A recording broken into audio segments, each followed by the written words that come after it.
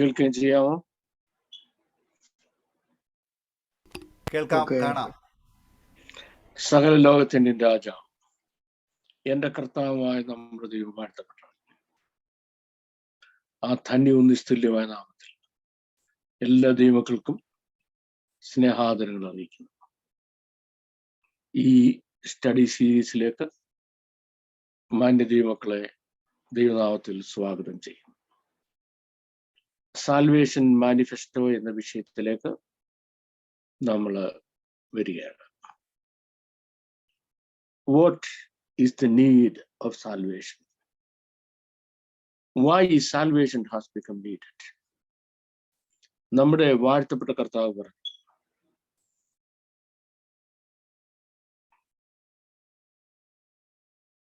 സൗഖ്യമുള്ളവർക്ക് വൈദ്യനെ കൊണ്ട് ആവശ്യമില്ല. വൈദ്യൻ വരേണ്ട ആവശ്യം രോഗമാണ്.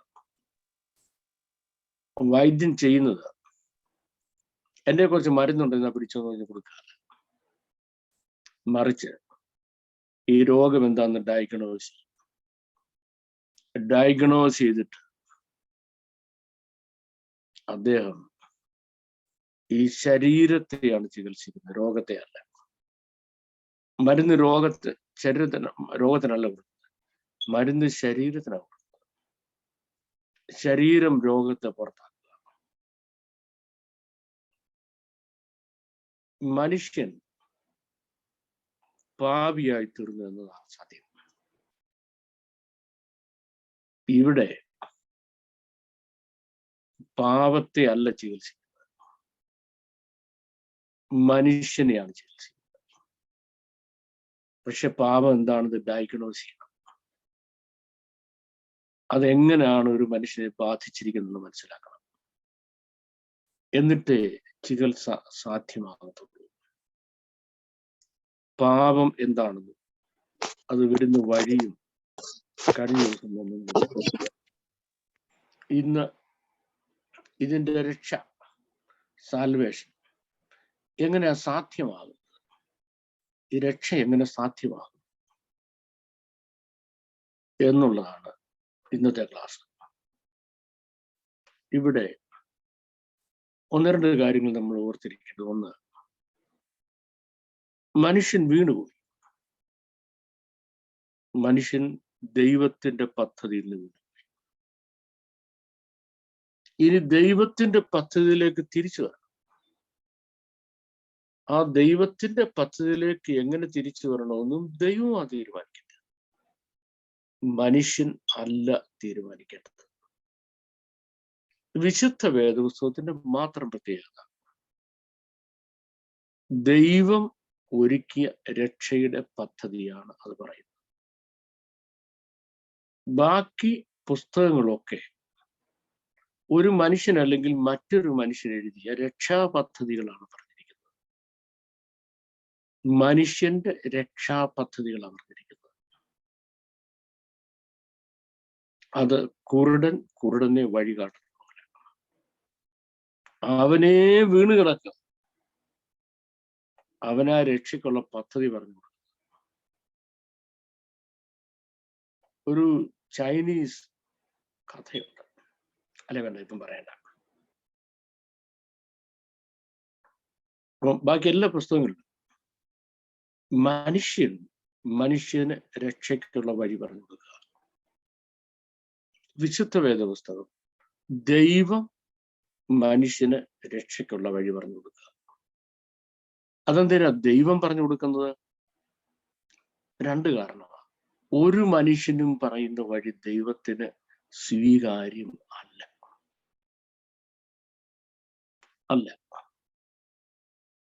ദൈവത്തിന്റെ പദ്ധതിയിലേക്ക് അങ്ങനെ തിരിച്ചു വരണമെന്ന് ദൈവമാ തീരുമാനിക്കുന്നത്.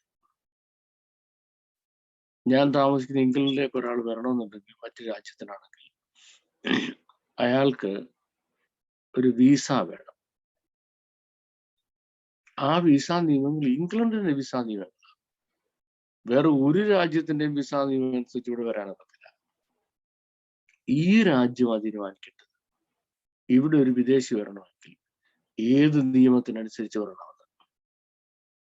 ഇത്ര വ്യക്തമാണ് ദൈവത്തിന്റെ രക്ഷാപദ്ധതിയും. ഒരാൾ തിരിച്ച് ദൈവത്തിന്റെ പ്ലാനിലേക്ക് വരണമെങ്കിൽ,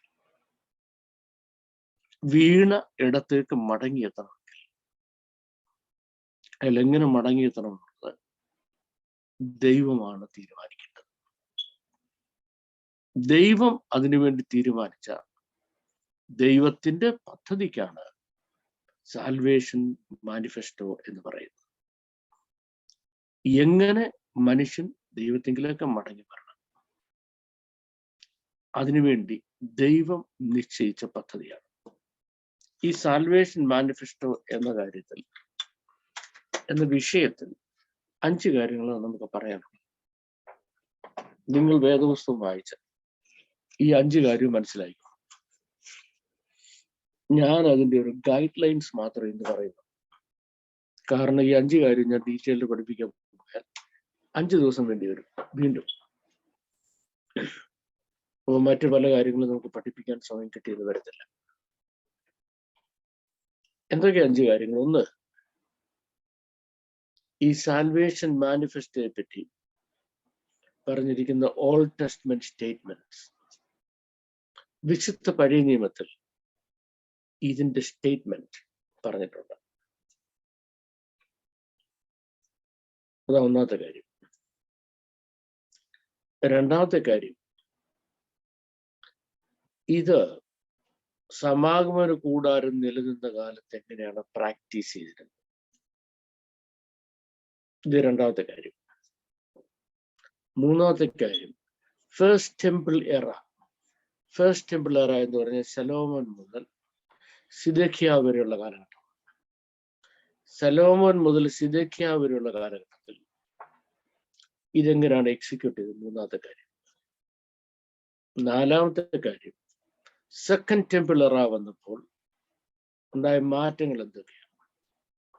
സെക്കൻഡ് ടെമ്പിൾ എറ എന്ന് പറഞ്ഞാൽ സെരുബാബേലിന്റെ ദേവാലയം മുതൽ നമ്മുടെ വാഴ്ത്തപ്പെട്ട കർത്താവ് വന്ന ദേവാലയം ഇടിഞ്ഞു പോകുന്നതുവരെ അതെങ്ങനെയാണ് അനുഷ്ഠിച്ചത്. നാലാമത്തെ കാര്യം. അഞ്ചാമത്തെ കാര്യം, നമ്മുടെ വാഴ്ത്തപ്പെട്ട കർത്താവ് ഇതെങ്ങനെയാണ് ഫുൾഫിൽ ചെയ്തത്. ഈ 5 കാര്യങ്ങളാണ് സാൽവേഷൻ മാനിഫെസ്റ്റോയിൽ നമുക്ക് പഠിക്കാനുള്ളത്. ഇത് ഓരോ ദിവസവും ഓരോ ക്ലാസ് ആയിട്ട് എടുക്കേണ്ടത്. അങ്ങനെ എടുത്താണ് തീർക്കേണ്ടത്. ഇപ്പൊ നമുക്ക് 5 ക്ലാസ് എടുക്കാൻ സമയമില്ല. ഓൾറെഡി ഞാൻ പറഞ്ഞ സ്കീം എല്ലാം തീർന്നു. ഒരു ദിവസം എക്സ്ട്രാ എടുത്തേ പറ്റത്തുള്ളൂ ഇനി. അപ്പൊ ഇതിനൂടെ നമുക്ക് വീണ്ടും ഡേയ്സ് എക്സ്റ്റെൻഡ് ചെയ്ത് പോകാൻ പറ്റുന്നുണ്ട്. ഈ 5 കൂട്ടം കാര്യങ്ങളും കൂടെ ഞാൻ വളരെ സംക്ഷിപ്തമായിട്ട് ഈ ഒരു ക്ലാസ്സിൽ പറഞ്ഞുതരാം. നിങ്ങളെല്ലാം ശുശ്രൂഷകന്മാരും പാസ്റ്റർമാരും അധ്യാപകരും വേദാധ്യാപകരും ആയതുകൊണ്ട് ഞാൻ പറഞ്ഞു തരുന്നതായ ബേസിക് ഇൻഫർമേഷൻ വെച്ച് ബാക്കി നിങ്ങൾ വേദപുസ്തകത്തിൽ വായിച്ച് പഠിച്ചുകൊള്ളണം. വൈ സിൻ എന്നുള്ള ഞാൻ പറഞ്ഞു. അത് തുടങ്ങിയത് ഏദൻ തോട്ടത്തിലല്ല. അത് തുടങ്ങിയത് ദൈവത്തിന്റെ പർവ്വതമായ ഏദനിലാണ്. അത് ആരംഭിച്ചത് ലൂസിഫറിൽ നിന്നാണ്. ലൂസിഫർ സാത്താനായി മാറി. ഇവിടെ നമ്മൾ ശ്രദ്ധിച്ച് പഠിക്കേണ്ട ഒരു കാര്യമുണ്ട്. ലൂസിഫർ പണ്ട് ആരായിരുന്നു എന്നുള്ളതാണ്, ഇപ്പോൾ അവൻ ആരാണ് എന്നുള്ളതാണ്. ദുരുപദേശവും അതുപോലെ വചനവിരുദ്ധമായ കാര്യങ്ങൾ പഠിപ്പിച്ച് ദൈവജനത്തിന് അനുകരിക്കാൻ കൊള്ളാത്ത കാര്യങ്ങൾ പ്രാക്ടീസ് ചെയ്യുന്ന ഒരു വലിയ വിഭാഗം ആളുകൾ പെന്തക്കോസ് സഭകളുടെ നേതൃത്വത്തിലുണ്ട്. അവരാൽ നയിക്കപ്പെടുന്ന ഒരു പ്രസ്ഥാനമാണ് നമ്മളുടെ. അവരുടെ പിതാക്കന്മാരെങ്ങനായിരുന്നു, അല്ലെ വല്യപ്പച്ചൻ എങ്ങനായിരുന്നു, മാവി എങ്ങനായിരുന്നു, മാവൻ എങ്ങനായിരുന്നു, മാവിയുടെ ഭർത്താവ് എങ്ങനായിരുന്നു, ഞങ്ങൾ ഇറങ്ങിയ കാലത്ത് എങ്ങനായിരുന്നു, ചെറുതിൽ ഞങ്ങൾ ഫെയ്ത്ത് ഹോമിൽ കിടന്ന് സഹിച്ച കഷ്ടതകൾ, ഞങ്ങൾ ഫെയ്ത്ത് ഹോം ജീവിതമായിരുന്നു, അവിടെ വലിയ കഷ്ടമായിരുന്നു. ഇതൊക്കെ ഇങ്ങനെ വീമ്പടിച്ച് നടക്കും. ഒരു കാര്യം അവരും മനസ്സിലാക്കണം, കേൾക്കുന്നവരും മനസ്സിലാക്കണം. നീ ഈ പറഞ്ഞ കാര്യങ്ങളൊന്നും ദൈവസന്നിധിയിൽ അക്സെപ്റ്റബിൾ അല്ലെങ്കിൽ കൗണ്ടബിൾ അല്ല. നീ ഇന്ന് ദൈവഹിത പ്രകാരമല്ല നിലനിൽക്കുന്നത്. ഞാൻ പണ്ട് ദൈവത്തിന്റെ പർവ്വതമായ ഏദനിലായിരുന്നപ്പോൾ ദൈവത്തെ എത്ര ശക്തിയായിട്ടാണ് സ്തുതിച്ചിരുന്നത്, അല്ലെങ്കിൽ പ്രൈസ് സെഷൻ ലീഡ് ചെയ്തിരുന്നത് എന്നുള്ളത് സാത്താന് അനുകൂലമായ ഒരു ഘടകമല്ല. അവൻ പണ്ട് എന്തായിരുന്നു എന്നുള്ളത് ഇന്ന് പ്രസക്തമല്ല. പ്രസക്തമല്ലാത്തതിന്റെ കാരണം ഇന്ന് അവൻ എങ്ങനെ ആയിരിക്കും? ഇന്ന് അവൻ ദൈവസന്നിധിയിൽ വീണിരിക്കുകയാണ്. ഇന്ന് അവൻ ദൈവസന്നിധിയിൽ വീണിരിക്കുകയാണ്. അപ്പൊ ഇത് നമ്മൾ മനസ്സിലാക്കണം. നമ്മളുടെ ആത്മീയ ജീവിതത്തിൽ ആ അർത്ഥത്തിൽ പറഞ്ഞാൽ നമുക്ക് അനുകരിക്കാൻ കഴിയാവുന്ന, അനുകരിക്കാമെന്നല്ല, നമ്മൾ മുന്നിൽ വെക്കേണ്ട നല്ലൊരു മാതൃ ഗുണപാഠമാ സാത്താൻ. അവനെ നോക്കിക്കോണം. അവനെ നോക്കിക്കൊണ്ട് ആത്മീയ ജീവിതം ചെയ്തേ. അപ്പൊ നമുക്ക് മനസ്സിലാകാം, ഇന്നലെ വരെ ചെയ്തതെല്ലാം 100% ശരിയാണെങ്കിൽ ഇന്ന് ശരിയല്ലെങ്കിൽ ദൈവത്തിന് ഞാൻ സ്വീകാര്യനല്ല. അപ്പൊ ഇന്നലെ വരെ ചെയ്തതും പോയതും കൊടുത്തതും പറഞ്ഞതും എൻ്റെ പിതാവ് എന്നൊക്കെയുള്ള നീട്ടിപ്പറച്ചിലുണ്ട്. ദൈവസന്നിധിയിൽ വില പോകത്തില്ല. പാവം മനുഷ്യനെ കളിപ്പിച്ച് അവൻ്റെ വോട്ട് മേടിക്കാനേ കൊള്ളണം, വില പോകത്തുള്ളൂ എന്നുള്ളത് മനസ്സിലാക്കിയാൽ കൊള്ളാം.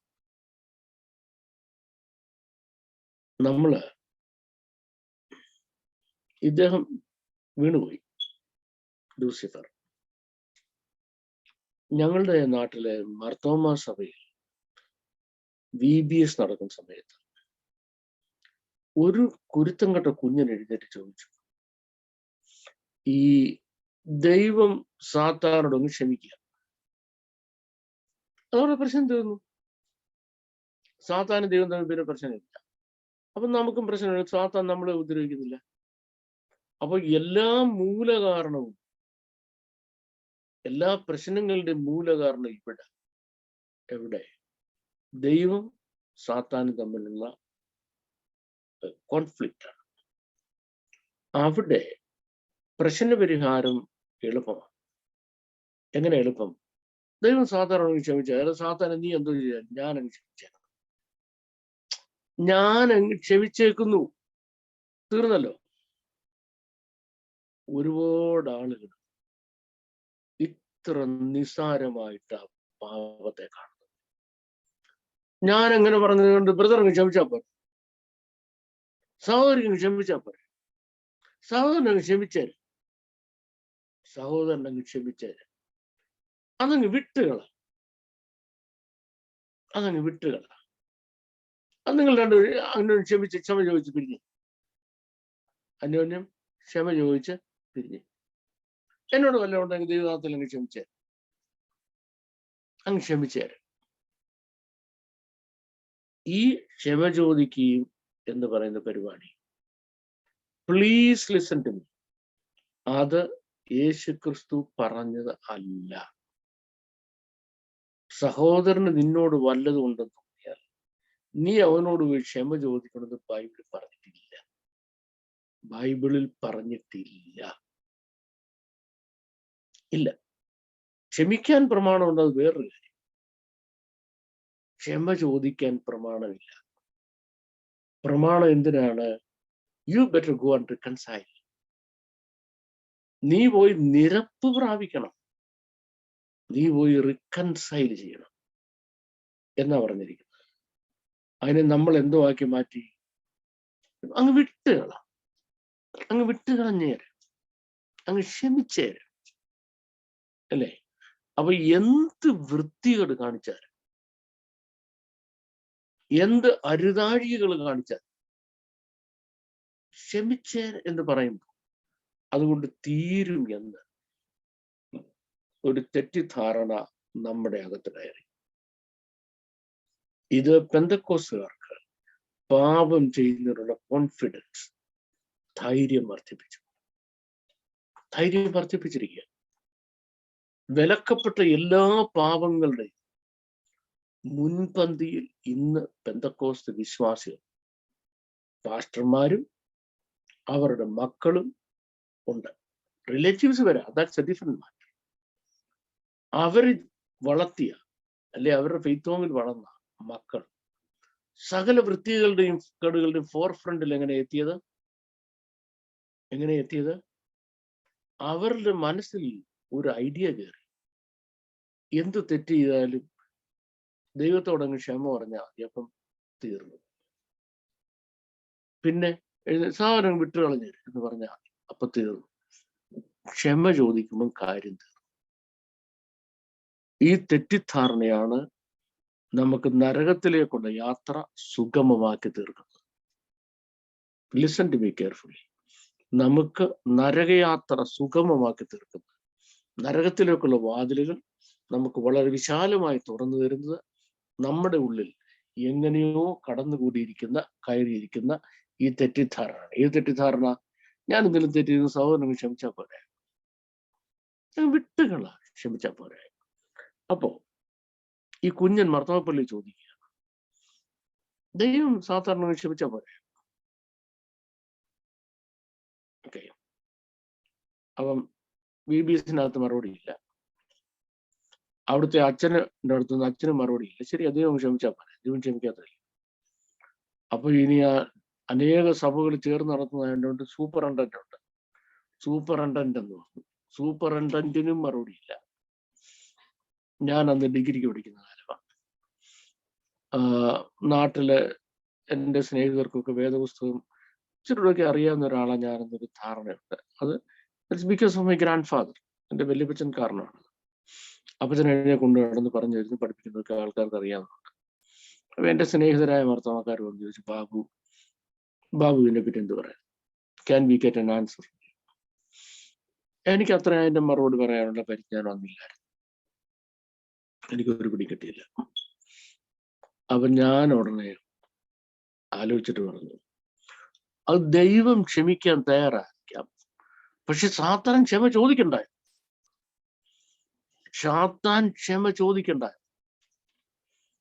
ചോദിച്ചിരുന്നെങ്കിൽ ദൈവം ക്ഷമിച്ചു. എൻ്റെ അന്നത്തെ ആ ചെറിയ മണ്ടൻ മനസ്സിന്റെ മറുപടിയായിരുന്നു.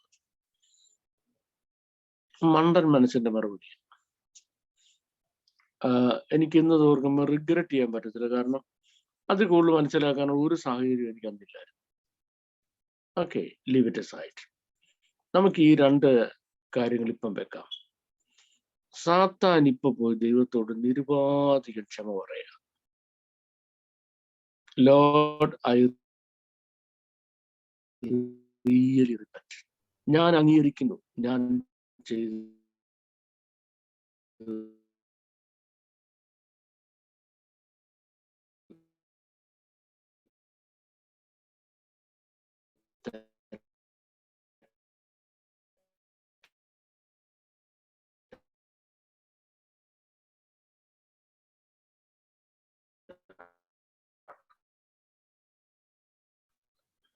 ദൈവം എന്നോട്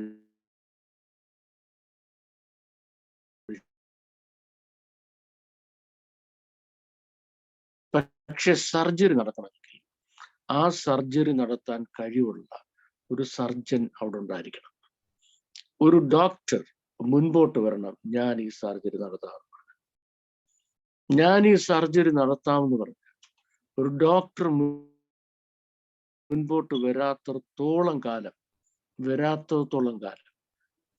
അയാൾ എത്ര ലക്ഷം രൂപ അടച്ചാലും, ഹോസ്പിറ്റൽ മാനേജ്മെന്റ് എത്ര റെഡിയാണെങ്കിലും സർജറി നടക്കത്തില്ല.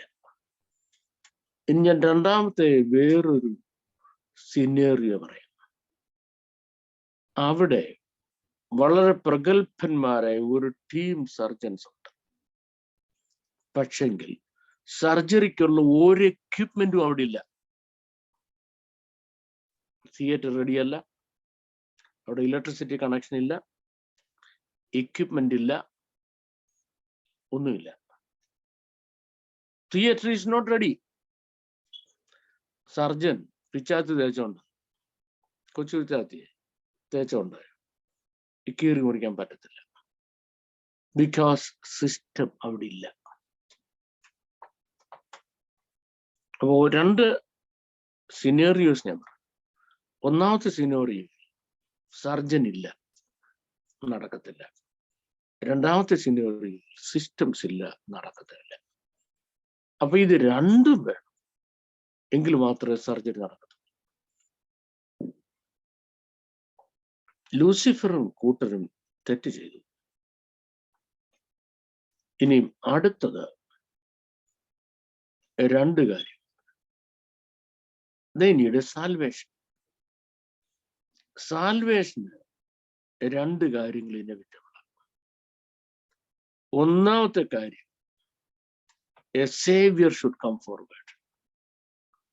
സേവിയർ മുൻപോട്ട് വരണം. രണ്ടാമത്തെ കാര്യം, he has to receive the system, the requirement from God. ആ രക്ഷകനായി മുൻപോട്ട് വരുന്ന ആളാണ്. ഇയാളുടെ രക്ഷയ്ക്ക് ആവശ്യമായ പദ്ധതി, പ്രോഗ്രാം എന്താണെന്നത് ദൈവത്തിൽ നിന്ന് മേടിക്കട്ടെ. കാര്യം ദൈവത്തിന് നിലവാരം അനുസരിച്ച് ചെയ്യട്ടെ.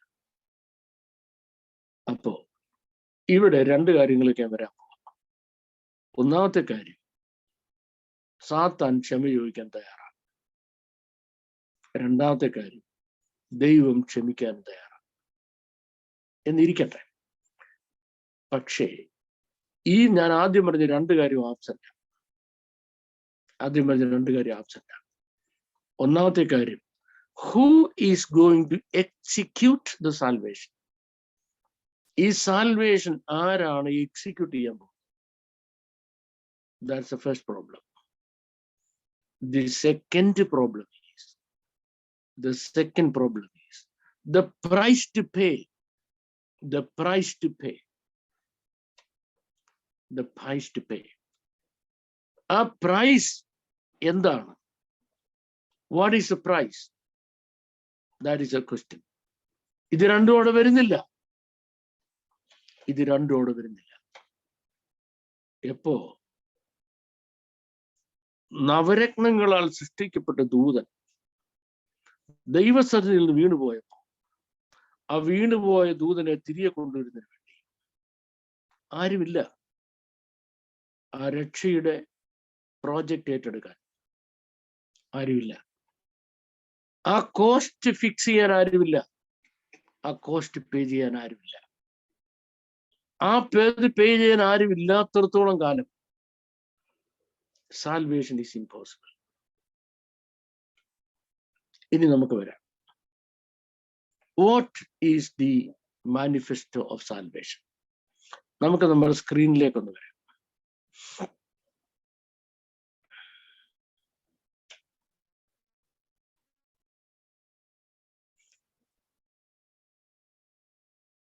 യെശയ്യാപ്രവചനം 53-ാം അധ്യായത്തിന്റെ 5-ാം വാക്യത്തിൽ, ബഹു മെഹോലാൽ മെപെഷഅനു മെദുഖാമെ അവോനചനു മുസാർ സലോമനു അലഫ് ഉബാ ഹബോ രതോ നിർപാലനു. ഇത് ആ രക്ഷയുടെ മാനിഫെസ്റ്റോ എന്ന് പറയുന്നത്. This is the manifesto of salvation. ഇത് നമ്മൾ മലയാളത്തിൽ, അവൻ നമ്മുടെ അകൃത്യം നിങ്ങൾ മുറിവേറ്റും, നമ്മുടെ അതിക്രമം നിമിത്തം തകർന്നു വീഴും, നമ്മുടെ സമാധാനത്തിനുള്ള ശിക്ഷ അവന്റെ മേലായി, അവന്റെ അടിപ്പിണറാൽ നമുക്ക് സൗഖ്യം വന്നു ഇരിക്കുന്നു എന്ന് വായിക്കുന്നു. ഇത് നമ്മൾ കൂടെ വായിച്ചിട്ടുണ്ട്. പ്രത്യേകിച്ച് അപൂർവം ചില സമയങ്ങളിൽ തിരുവത്താഴത്തിന് വായിക്കാറുണ്ട്. എന്റെയൊക്കെ ചെറുതിലെ എല്ലാ ദിവസവും തിരുവത്താഴത്തിന് വായിക്കുമായിരുന്നു. ഇപ്പൊ തിരുവത്താഴത്തിന് വേദദിവസം വായിക്കാറില്ല. അപ്പൊ ഇത് പിന്നെ വായിക്കുമ്പോൾ വല്ല സാധ്യത ഉണ്ടോ എന്ന് എനിക്ക് അറിയത്തില്ല. എന്ത് വായിന്റെ അർത്ഥം എന്ന് ചോദിച്ചാൽ, അബ്സല്യൂട്ട്ലി സ്പീക്കിംഗ്, അതിന്റെ ഓരോ ഹീബ്രു വേർഡ് ഇവിടെ പോകുമ്പോൾ നമുക്ക് അതിന്റെ മീനിങ് എന്താന്ന് മനസ്സിലാകും. അത് ഹീബ്രുവിൽ വായിച്ചല്ലാതെ മലയാളത്തിലും ഇംഗ്ലീഷിലും വായിച്ച അർത്ഥം മനസ്സിലാക്കാൻ കഴിയാത്ത ഒരു കാര്യമാണ്, മനസ്സിലാകാത്ത ഒരു കാര്യമാണ്. ഓക്കെ, നമ്മൾ ഈ വേദഭാഗം എക്സ്പ്ലെയിൻ ചെയ്തുകൊണ്ടായിരിക്കാം മോസ്റ്റ് പ്രോബബ്ലി ഇന്നത്തെ ക്ലാസ് നമ്മൾ അവസാനിപ്പിക്കാൻ പോകുന്നത്. So let's come forward, let's go as quick as we can.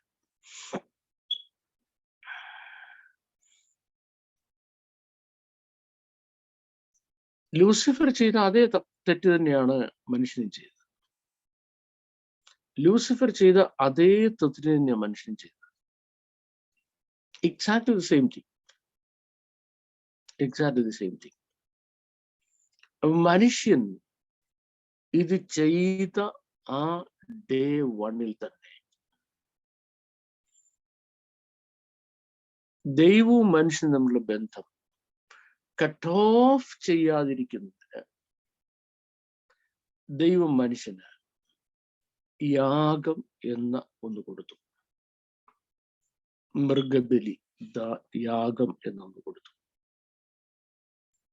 അത് ദൈവത്തിൽ നിന്ന് മനുഷ്യൻ പഠിച്ചതാണ്. ഏദൻ തോട്ടത്തിൽ ദൈവം ഒരു മൃഗത്തെ അറുത്തെന്നാണ് പറയുന്നത്. ഒരു മൃഗത്തിന്റെ തോലും എടുത്ത് മനുഷ്യനെ ഉടുപ്പിച്ചെന്ന് പറയുമ്പോൾ അതിനുശേഷം ആദാമും ഹവ്വയും യാഗം കഴിച്ചിരുന്നു. അവരുടെ മക്കളും കൊച്ചുമക്കളും ഒക്കെ യാഗം കഴിച്ചു. ഇവരെ ആരാ യാഗം കഴിക്കാൻ പഠിപ്പിച്ചത്? അവരെ ദൈവമായി യാഗം കഴിക്കാൻ പഠിപ്പിച്ചത്. അപ്പം ദൈവം ചെയ്ത ഒന്നാമത്തെ കാര്യം, ദൈവം അവർക്ക് ഒരു ടെമ്പററി സൊല്യൂഷൻ കൊടുത്തു. ഒരു ടെമ്പററി സൊല്യൂഷൻ എന്ന് പറഞ്ഞാൽ ഒരു താൽക്കാലിക ശമനം എന്ന് പറയും.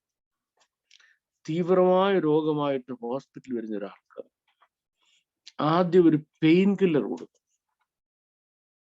ഇപ്പൊ കൈ ഒടിഞ്ഞു വരിക വന്ന അവൻ സഹിക്കാൻ വയ്യാത്ത വേദന, ആദ്യം അവനൊരു പെയിൻ കില്ലർ കൊടുക്കും വേദന ശമിപ്പിക്കാൻ.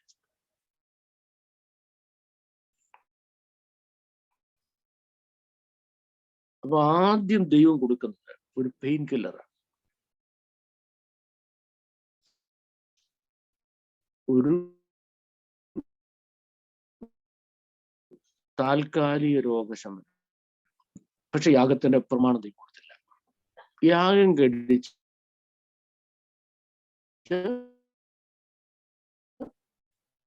അതിൽ എൻട്രി ഉണ്ട് എന്ന ഒരു ടെമ്പററി സൊല്യൂഷൻ പെയിൻ കില്ലർ മാത്രം കൊടുത്തു. ആ പെയിൻ കില്ലർ കൊടുത്ത് അവന് പെയിൻ കില്ലർ മാത്രമേ കിട്ടിയിട്ടുള്ളൂ. അവന് മരുന്ന് കിട്ടിയിട്ടില്ല. അവന്റെ രോഗം അവിടെ അങ്ങനെ മൂർച്ഛിച്ചു വരികയാണ്. അങ്ങനെ തൗസൻഡ്സ് ഓഫ് ഇയേഴ്സ് കഴിഞ്ഞപ്പോൾ, എന്തിനാ ഈ തൗസൻഡ്സ് ഓഫ് ഇയേഴ്സ് കഴിഞ്ഞറിയാമോ? ദൈവത്തിന്റെ പദ്ധതി മനസ്സിലാക്കാനുള്ള മച്ചുരിറ്റിയിലേക്ക് മനുഷ്യൻ വരുന്നതിന് വേണ്ടിയാണ്. ഒരു ജനിച്ച കുഞ്ഞ് പിതാവിന്റെ ഭവനത്തിന്റെ കാര്യങ്ങളൊന്നും അറിയത്തില്ല. അവൻ വളർന്നു വരുന്തോറും ഗ്രഹിച്ച് വരുന്നതേ ഉള്ളൂ. ഇതുപോലാണ് നമ്മള് വിശുദ്ധ പഴയ നിയമം വായിക്കുമ്പോൾ ദൈവത്തെ പറ്റി, ദൈവിക പദ്ധതികളെ പറ്റി മനസ്സിലാക്കുന്നത്. അത് എവിടെ വരെ വന്നു? അത് വന്ന് മോശയുടെ കാലം വരെ. മോശയുടെ കാലം വന്നപ്പോഴത്തേക്ക് മനുഷ്യൻ ഏതാണ്ട് ദൈവത്തിന് അഫോർഡ് ചെയ്യാൻ കഴിയുന്നതിന് അപ്പുറം പാപിയായി തീർന്നു. ദൈവത്തിന് അഫോർഡ് ചെയ്യാൻ കഴിയുന്നതിന് അപ്പുറം പാപിയായി തീർന്നു. ഓക്കെ, പക്ഷെ അപ്പോഴത്തേക്ക് ഒരു ഗുണവും ഉണ്ടായി. ദൈവത്തിന് ടീച്ച് ചെയ്യാൻ കഴിയാവുന്ന ഒരവസ്ഥയിലേക്കും കൂടെ മനുഷ്യനെത്തി. അതുവരെ മനുഷ്യൻ ഒരു അൺടീച്ചബിൾ കണ്ടീഷനിലായിരുന്നു.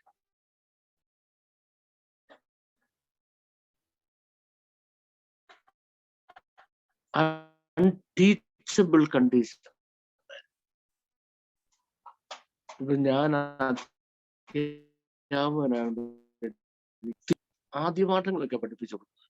ആദ്യപാഠങ്ങൾ, അക്ഷരങ്ങളും അത് ഉച്ചരിക്കാൻ എഴുതാനും അക്ഷരം പറയാനും ഒക്കെ പഠിപ്പിക്കുന്നു. ആ കുഞ്ഞിനെ പിടിച്ച് വില്യം ഷേക്സ്പിയറുടെ ഹാംലെറ്റ് ഒന്നും പഠിപ്പിക്കുന്നില്ല. അത് പോസ്റ്റ് ഗ്രാജുവേറ്റ് ക്ലാസ്സിലെ സ്റ്റുഡന്റ് എത്തിക്കഴിയുമ്പോൾ വില്യം ഷേക്സ്പിയറിന്റെ ഹാംലെറ്റിലേക്ക് കടക്കും. അന്നാരും അത് പഠിപ്പിക്കുന്നു, നേരത്തെ അത് പഠിപ്പിക്കത്തില്ല. ഇപ്പോ മോശയുടെ കാലമായപ്പോഴത്തേക്ക് ഹ്യൂമൻ റേസിന് 2 കാര്യം സംഭവിച്ചു. ഒന്നാമത്തെ കാര്യം എന്ന് പറഞ്ഞാൽ they became so terribly wicked that a good number of people God had to eradicate from the surface of the world. കനാന്യർ, ഹിത്യർ, പെരീഷ്യർ, യെബൂസ്യർ, ഹിവ്യർ, ഹെഗിസ്യർ എന്ന് തുടങ്ങുന്ന ആളുകളൊക്കെ ദൈവം ഇറാഡിക്കേറ്റ് ചെയ്ത് കളയുക, ഉന്മൂലനം വരുത്തുക, ജെനിസൈഡ് ചെയ്യാതെ. അത്ര വലുതായി തീർന്ന അവരുടെ പാപം. അറ്റ് ദി സെയിം ടൈം ഇതിനൊരു സൊല്യൂഷൻ ദൈവം പറയുകയാണെങ്കിൽ അത് മനസ്സിലാക്കാൻ കഴിയാവുന്ന പക്വതയിലേക്ക് കൂടെയും മനുഷ്യനെത്തുകയാണ്. ഇത് രണ്ടും സംഭവിച്ചു കഴിഞ്ഞപ്പോ God told Moses, okay, let's do one thing. Throughout the year, 3 things are abounding on an individual. 3 കാര്യം ഒരു വ്യക്തിയിൽ അബൗണ്ട് ചെയ്തു വരിക. 1 എയ്വാൻ, 2 ഭാഷ, 3 കഥ. ഇത് 3ഉം അബൗണ്ട് ചെയ്ത് വരിക. അപ്പൊ ദൈവം പറഞ്ഞൊരു കാര്യം ചെയ്യാം, let's do one thing. I am going to fix a day every year. എല്ലാ വർഷവും ഞാൻ ഒരു ഡേ നിങ്ങൾക്ക് ഫിക്സ് ചെയ്ത് തരാം. ആ ദിവസത്തിന്റെ പേര് യോം ഹക്കിപ്പൂർ എന്നാണ്. ഹീബ്രുവിൽ യോം ഹക്കിപ്പൂർ, YOM, യോം, HAKIPPUR, യോം ഹക്കിപ്പൂർ. യോം ഹക്കിപ്പൂർ എന്ന് പറഞ്ഞാൽ എന്താണ്? God said, okay, so this particular day I'm going to fix. So what do? You bring all of you come to my presence on that day. നിങ്ങൾ എല്ലാവരും എന്റെ സാന്നിധ്യത്തിൽ, എന്റെ സമാഗമന കൂടാരത്തിന്റെ അടുത്ത് വരണം. വന്നിട്ട് then for the next 10 days, what shall you do? Number 1, അപ്പോഴത്തേക്ക് നിങ്ങളുടെ ബക്കറ്റ് മുഴുവൻ നിറഞ്ഞു കഴിഞ്ഞു, നിങ്ങളുടെ ലൈഫ് മുഴുവൻ നിറഞ്ഞു കഴിഞ്ഞു. ഏത് 3 കാര്യങ്ങളുണ്ട്? എയ്വാൻ, ഭാഷ ആൻഡ് കട്ട കൊണ്ട് നിങ്ങൾ നിറഞ്ഞു കഴിഞ്ഞു. അത് മുഴുവൻ നിങ്ങൾ കൊണ്ടുവന്നിട്ട് നിങ്ങൾ എന്ത് ചെയ്യണം? Now you empty yourself. എങ്ങനെയാ നിങ്ങൾക്ക് എംപ്റ്റി ചെയ്യാൻ കഴിയുന്നത്? 1, നിങ്ങൾ കരയണം. 2, നിങ്ങൾ അനുതപിക്കണം. 3, നിങ്ങൾ ആത്മതപനം ചെയ്യണം. 4, നിങ്ങൾ ദൈവത്തോട് ക്ഷമ ചോദിക്കണം. 5, നിങ്ങൾ ദൈവസന്നിധിയിൽ വീണ് കിടക്കണം. 6, നിങ്ങൾക്ക് അനുവദിക്കാവുന്നിടത്തോളം അനുഭവിക്കണം. 7, നിങ്ങൾ കഴിയുന്നിടത്തോളം ഏറ്റു പറയണം. ഇങ്ങനെ നിങ്ങൾ you continue for 10 days like this. 10 ദിവസം നിങ്ങൾ ഇത് ചെയ്യണം. On which day? On the 10th, on the first day of the 7th month you come and continue this for the next 10 days. യഹൂദന്മാരുടെ 7ാം മാസത്തിന് തിശ്രി മാസം എന്ന് പറയും. TISHRI, തിശ്രി, TISHRI, തിശ്രി മാസം എന്ന് പറയും. ഈ തിശ്രി മാസത്തിന്റെ 1ാം ദിവസം നിങ്ങൾ ദൈവസന്നിധിയിൽ വരണം. വന്നിട്ട് ചെയ്യണം, അടുത്ത 10 ദിവസം ഈ പറഞ്ഞ കാര്യങ്ങൾ ഇത് ചെയ്യണം. 10ാം ദിവസം ആകുമ്പോൾ, ഇപ്പൊ കലണ്ടർ മാറി കേട്ടോ, ജൂയിഷ് കലണ്ടർ മാറി. ഇത് സമാഗമന കൂടാരം ആ കാലമാണ്. ആ കലണ്ടർ അല്ല ഇന്ന്. ഇത് 1-ാം മാസം 1-ാം ദിവസമായി മാറി. ഇന്ന് യഹൂദന്മാർ അവരുടെ ഇത് മാറ്റി. ഈ മാസത്തിന്റെ 1-ാം മാസം എന്ന് പറയുന്നത് ഈവന്റ് മാറിയതല്ല, ആ ദിവസത്തിന്റെ പേര് മാറ്റിയതാണ്. ഡേയുടെ ആ മാസത്തിന്റെ പേര് മാറ്റിയത്. എന്നിട്ട് പറഞ്ഞു, on that day the high priest should himself appear in a special attire, മുഴുവൻ പഞ്ഞിനൂൽ കൊണ്ടുള്ള വെള്ള വിശുദ്ധ ശുഭ്ര വസ്ത്രം ധരിച്ച്, പഞ്ഞിനൂൽ കൊണ്ടുള്ള തലപ്പാവ് വെച്ച്, പഞ്ഞിനൂൽ കൊണ്ടുള്ള അരക്കെട്ട് കെട്ടി, പഞ്ഞിനൂൽ കൊണ്ടുള്ള കാൽച്ചട്ടയിട്ട്, മുഴുവൻ ശുഭ്രവസ്ത്രധാരിയായി മഹാപുരോഹിതൻ വരണം. മഹാപുരോഹിതൻ വരുമ്പോ കൂടെ പുരോഹിതന്മാർ വരണം. And then what happens? ആ ഡേയ്ക്ക് ദൈവം പറഞ്ഞ ഡേ പേരാണ് യോം ഹാക്കിപ്പൂർ. പക്ഷെ യോം ഹാക്കിപ്പൂറിന്റെ ശുശ്രൂഷയ്ക്ക് വേണ്ടി അന്ന് രാവിലെ വന്ന ഒക്കത്തില്ല. നമ്മുടെ ചില കൺവെൻഷൻ പ്രാസംഗികർ വരുന്ന മാതിരി, നിങ്ങൾ പാട്ട് പാടി തുടങ്ങിയോ, ഞാൻ അങ്ങ് വരികയാണ്. എന്നിട്ട് പുള്ളി ഇങ്ങനെ ഓട്ടോയിൽ ഇങ്ങനെ, ഇപ്പൊ ഓട്ടോ അല്ല, ഇപ്പം ഇതിന്റെ പേരെന്താണ്, ഇന്നോവ കാറ്.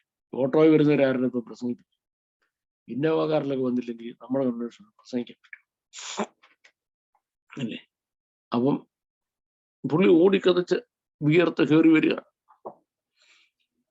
ഇതൊന്നും ആത്മീയ ശുശ്രൂഷയ്ക്ക് അനുവദനീയമാണ്. 7 ദിവസം മുമ്പ്, ശുശ്രൂഷ ആരംഭിക്കുന്ന 7 ദിവസം മുമ്പ് പുരോഹിതൻ സ്പോട്ടിലെത്തിയിരിക്കണം. He must be ready, getting himself ready for it. ഈ സെക്കൻഡ് ടെമ്പിൾ എറായിൽ ഇതെങ്ങനെ നടന്നുള്ളതാണ് നമ്മുടെ വിഷയം. ഞാൻ അങ്ങോട്ട് വരാം. അത് കഴിഞ്ഞിട്ട് പുരോഹിതൻ വന്ന ശേഷം ആ ഒരു ദിവസം കേട്ടോളൂ, ആ ദിവസങ്ങളിലെല്ലാം യാഗങ്ങളുണ്ട്. ആ ഒരു ദിവസം 150 യാഗങ്ങൾ അദ്ദേഹം നടത്തണം. 150 യാഗം. 150 യാഗങ്ങൾ എന്തിനൊക്കെയുള്ള യാഗമാണെന്ന് പറയാം. ഒന്നാമത്തെ യാഗം ആലയത്തിന്റെ ശുദ്ധീകരണത്തിനുള്ള യാഗം. 2 യാഗപീഠം ശുദ്ധീകരിക്കാനുള്ള യാഗം.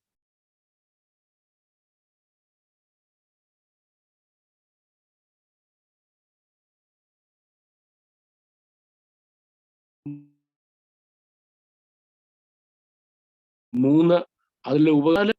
5 പുരോഹിതന്മാരെ ശുദ്ധീകരിക്കാനുള്ള യാഗം. 6 ലേവ്യരെ ശുദ്ധീകരിക്കാനുള്ള യാഗം. 7 ജനത്തെ ശുദ്ധീകരിക്കാനുള്ള യാഗം.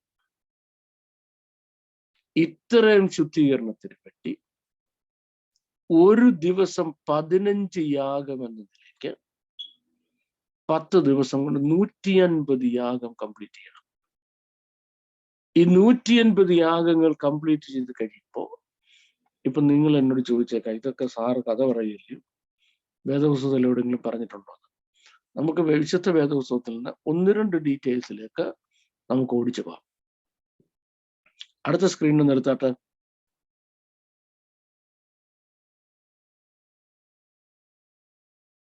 ലേവ്യ പുസ്തകം 11-ാം അധ്യായത്തിന്റെ 2 മുതൽ 10 വരെയുള്ള വാക്യം ആദ്യം ഓടിച്ചൊന്ന് വായിച്ചാട്ടെ. കൃപാസനത്തിന്മീതെ മേഘത്തിൽ ഞാൻ വെളിപ്പെടുന്നത് കൊണ്ട് നിന്റെ സഹോദരനായ അഹരോൻ മരിക്കാതിരിക്കേണ്ടതിന് വിശുദ്ധ മന്ദിരത്തിൽ തിരശ്ശീലയ്ക്കകത്ത് പെട്ടകത്തിന്മേലുള്ള കൃപാസനത്തിന് മുമ്പിൽ എല്ലാ സമയത്തും വരരുത് എന്ന് അവനോട് പറയണം. പാപയാഗത്തിന് ഒരു കാളക്കിടാവിനോടും ഹോമയാഗത്തിന് ഒരു ആട്ടിൻകൂറ്റനോടും കൂടെ അഹരോൻ വിശുദ്ധ മന്ദിരത്തിൽ കടക്കണം. അവൻ പഞ്ഞിനൂൽ കൊണ്ടുള്ള വിശുദ്ധമായ അങ്കി ധരിച്ച് ദേഹത്തിൽ പഞ്ഞിനൂൽ കൊണ്ടുള്ള കാൽച്ചട്ട ഇട്ട് പഞ്ഞിനൂൽ കൊണ്ടുള്ള നടുക്കെട്ട് കെട്ടി പഞ്ഞിനൂൽ കൊണ്ടുള്ള മുടിയും വെക്കണം. ഇവ വിശുദ്ധ വസ്ത്രം ആകയാൽ അവൻ ദേഹം വെള്ളത്തിൽ കഴുകിയിട്ട് അവയെ ധരിക്കണം. അവൻ ഇസ്രായേൽ മക്കളുടെ സഭയുടെ പക്കൽ നിന്ന് പാപയാഗത്തിന് 2 കോലാട്ടുകൊറ്റനെയും ഹോമയാഗത്തിന് 1 ആട്ടിൻകൊറ്റനെയും വാങ്ങണം. തനിക്ക് വേണ്ടിയുള്ള പാപയാഗത്തിന്റെ കാളയെ അഹരോൻ അർപ്പിച്ചു തനിക്കും കുടുംബത്തിനും വേണ്ടി പ്രായശ്ചിത്തം കഴിക്കണം. അവൻ ആ 2 കോലാട്ടുകൊറ്റനെ കൊണ്ടുവന്ന് സമാഗമന കൂടാരത്തിന്റെ വാതിൽക്കൽ യഹോവയുടെ സന്നിധിയിൽ നിർത്തേണം. പിന്നെ അഹരോൻ യഹോവയ്ക്ക് എന്ന് ഒരു ചീട്ടും അസസേലിന് എന്ന മറ്റൊരു ചീട്ടും ഇങ്ങനെ 2 കോലാട്ടുകൊറ്റനും ചീട്ടിടണം. യഹോവയ്ക്കുള്ള ചീട്ട് വീണ കോലാട്ടുകൊറ്റനെ അഹരോൻ കൊണ്ടുവന്ന് പാപയാഗമായി അർപ്പിക്കണം. അസസേലിന് ചീട്ട് വീണ കോലാട്ടുകൊറ്റനെയോ അതിനാൽ പ്രായശ്ചിത്തം കഴിക്കേണ്ടതിനും അതിനെ അസസേലിന് മരുഭൂമിയിലേക്ക് വിട്ടയക്കേണ്ടതിനുമായി യഹോവയുടെ സന്നിധിയിൽ ജീവനോടെ നിർത്തേണം. ശ്രദ്ധിച്ചോണേ. അപ്പം യോം കിപ്പൂർ വരിക. യോം കിപ്പൂറിൻ്റെ ഇത്രയും യാഗങ്ങൾ കഴിഞ്ഞു. അപ്പം സെക്കൻഡ് ടെമ്പിൾ ആയപ്പോ 500 പുരോഹിതന്മാരാണ് ഈ ശുശ്രൂഷയ്ക്ക് വരുന്നത്. 500 പുരോഹിതന്മാർ. പക്ഷെ മെയിൻ ശുശ്രൂഷ മുഴുവൻ അഹരോനാണ് ചെയ്യേണ്ടത്. ഇത്രയും പേർക്കുള്ള യാഗങ്ങൾ മുഴുവൻ തീർന്ന ശേഷം അഹരോൻ എന്തെന്നറിയാമോ, 2 ആട്ടുകൊറ്റന്മാരെ കൊണ്ടുവരും. ഒരുപോലെ ഇരിക്കുന്ന ആട്ടുകൊറ്റന്മാർ. ഇവരുടെ തമ്മിൽ കണ്ട തിരിച്ചറിയത്തില്ല. ഇവരെ ഫസ്റ്റ് ടെമ്പിളറായാലും സെക്കൻഡ് ടെമ്പിളറായാലും സമാഗമന കൂടാരത്തിന്റെ കാലത്തും ഏറ്റവും എൻട്രൻസിന്റെ അവിടെ, ആലയത്തിലോട്ട് കയറുന്ന എൻട്രൻസിന്റെ അവിടെ നിർത്തിയിട്ട് സെക്കൻഡ് ടെമ്പിളറായുടെ കാലത്ത് ഒരു സ്വർണം കൊണ്ടുള്ള കുടത്തിനകത്ത് 2 ചുവപ്പ് നാട് റെഡ് റിബൺസ് ഇട്ടിരിക്കും. 2 ഒരുപോലെ ഇരിക്കും. മഹാപുരോഹിതൻ വന്നിട്ട് ഇതിനകത്ത് കൈയിട്ടിട്ട് ഈ 2 റിബണും എടുക്കും. ഒരു റിബണിൽ യഹോവയ്ക്കുള്ളത് എന്നും മറ്റേതിൽ അസസേലിനുള്ളത് എന്നും എഴുതിയിരിക്കുന്നത്. ഇതിൽ ഒരാട്ടുകൊറ്റന്റെ തലയില് കൊമ്പയില് അസസേലിനെന്നും മറ്റേതിന്റെ കഴുത്തിൽ യഹോവയ്ക്കെന്നും എഴുതും. അസസേൽ എന്ന് എഴുതിയത് കൊമ്പയിലാണ് കെട്ടിയത്. യഹോവയ്ക്ക് എന്ന് ചീട്ട് വീണതിന്റെ കഴുത്തെ കിട്ടും. എന്നിട്ട് ഈ ആട്ടുകൊറ്റൻ അവിടെ നിൽക്കുക. അതിൽ യഹോവയ്ക്കുള്ളത് എന്ന് ചീട്ട് വീണ ആട്ടുകൊറ്റനെ മഹാപുരോഹിതന്റെ അടുത്ത് വന്നിട്ട് അതിനെ അയാൾ ഉഴിയെന്ന് പറഞ്ഞ് മനസ്സിലായോ? അതിന്റെ അസ്ഥി ഒടിയുന്നു എന്ന് അതിന് തോന്നത്തക്ക അത്ര അതിവേദനയോടെ അത് കരയുന്ന രീതിയിൽ മരിക്കുന്നു എന്ന ഫീലിംഗ് അതിന് കിട്ടത്തക്ക അത്ര ശക്തിയായിട്ട് അതിനെ പ്രസ് ഡൗൺ ചെയ്യും. ഞാൻ പറയുന്ന കാര്യങ്ങൾക്ക് ശ്രദ്ധിച്ചോണം. ആട് വേദന കൊണ്ട് അലറി വിളിക്കും. എന്നിട്ട് തൻ്റെയും ഇസ്രായേൽ ഗൃഹത്തിൻ്റെയും മുഴുവൻ പാപം ഇതിന്റെ മണ്ടയ്ക്ക് ചുമത്തും. ആട്ടുകൊറ്റന്മേൽ കൈവെക്കണം എന്ന് പറഞ്ഞിരിക്കുന്നത് നമ്മൾ വിചാരിക്കും നമ്മൾ പിള്ളേരെ പ്രാർത്ഥിക്കുന്ന നേരത്ത് അതിൻ്റെ തലയിൽ ഇങ്ങനെ കൈവെക്കുമല്ല. പയ്യെ കൈവെക്കത്തില്ല. ഇങ്ങനെ കൈവെക്കുമെന്ന് നമ്മൾ വിചാരിക്കുന്നത് അല്ല. അതിന്റെ ഹീബ്രു വേർഡ് സമാക്ക് എന്നാണ്. SMAK സമാക്ക്. സമാക്ക് എന്ന് പറഞ്ഞാൽ ഇങ്ങനെ ബലമായി പിടിച്ച് പ്രസ് ചെയ്ത് അതിന്റെ അസ്ഥി ഒടിയുന്ന എന്ന് അതിന് തോന്നത്തക്ക വേദനയിൽ അതിനെ പ്രസ് ചെയ്യുക. അത് കഴിഞ്ഞിട്ട് ഈ ആട്ടുകൊറ്റനെ അതിന്റെ കഴുത്ത് കണ്ടിച്ച് അതിന്റെ ചോര മുഴുവനും ഒരു പാത്രത്തിൽ, ഒരു ബേസിനിൽ എടുക്കണം. അവിടെ നിന്ന് ആ പോയിന്റിൽ നിന്നാണ് അവിടെ നിന്ന് ആ പാത്രം എടുത്തുകൊണ്ട് ജനത്തിന്റെ മധ്യത്തിൽ കൂടെ ഈ ചോരയുമായിട്ട് ഇദ്ദേഹം വരും സമയത്ത് ഈ പുരോഹിതൻ ആളുകളോട് പറയും, please don't touch me, I have not yet got into the holiest of the holy. എന്നെ തൊടരുത്, ഞാൻ അതിപരിശുദ്ധ സ്ഥലത്ത് എത്തിയിട്ടില്ല എന്ന്. ഞാൻ ഇതുവരെ രക്തം അങ്ങ് എത്തിച്ചിട്ടില്ല, അതുവരെ എന്നെ തുടരുതെന്ന് പറയും. എന്ന് പറഞ്ഞുകൊണ്ട് ജനത്തിന്റെ മധ്യത്തിലൂടെ ഈ ചോരയുമായിട്ട് ഇദ്ദേഹം അകത്ത് പോയിട്ട് ഇദ്ദേഹം എന്താ ചെയ്യുന്നറിയാമോ? അവിടെ എവിടെ അതിപരിശുദ്ധ സ്ഥലത്ത് ഈ രക്തം തളിക്കും. 2 ആടിന്റെ കാര്യമേ നമ്മളോട് പറഞ്ഞു. യഹോവയ്ക്കുള്ള ആടിന് ഇത് സംഭവിക്കുക. യഹോവയ്ക്കുള്ള ആടിന് ഇത് സംഭവിച്ചു. അതിന്റെ ചോര അകത്തിരുന്നു. അതിന്റെ ചോര അകത്ത് ചെന്ന് കഴിഞ്ഞപ്പോൾ ഇപ്പുറത്ത് ഒരാട് നിൽക്കുക. ആ ആടിനെ കൊണ്ടുവന്ന് എന്തെന്നറിയാമോ? ജനത്തിന്റെ മുമ്പിൽ പുറംതിരിഞ്ഞു നിർത്തും. അപ്പൊ ആട് ജനത്തിന് മുമ്പിൽ ആടിന്റെ ബാക്ക് സൈഡ് ആള് കാണുന്നു, പുറംതിരിഞ്ഞു നിൽക്കും. ഈ പുറംതിരിഞ്ഞിരിക്കുമ്പോൾ അതിന്റെ കൊമ്പയിൽ ഒരു ചുമപ്പ് ചരട് ഉണ്ടെന്ന് ഞാൻ നിങ്ങളോട് പറഞ്ഞു. പിൻ ഡ്രോപ്പ് സൈലൻസ് ആണ് ആലയം മുഴുവനും. പിൻ ഡ്രോപ്പ് സൈലൻസ് ആണ്. ആളുകൾ നോക്കുന്നത് മുഴുവനും ഈ ആടിന്റെ കൊമ്പയിലോട്ട്.